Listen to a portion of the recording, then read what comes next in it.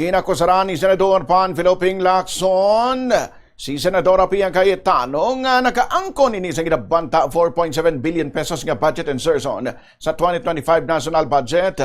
Samtang naglabot naman sa 6.7 billion pesos ang ginapahayag budget insertion sa ngutod sini nga si Senador Alan Peter Cayetano. Suno pa kay Lacson ang mga proyekto nga ginaangot kay Senator Alan sa Taguig kag Laguna Lake ang posible nga reclamation projects nga gintago lamang bilang flood control projects.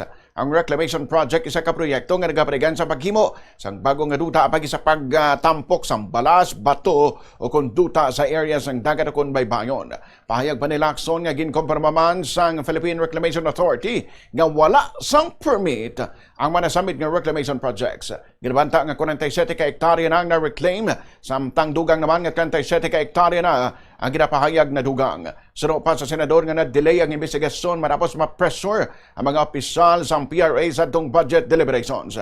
Dugang pa ni Lacson naglabot na sa 32 ang mga flood management projects sa Taguig nga ginakabig sinigi nga posible mayara sang anomalya.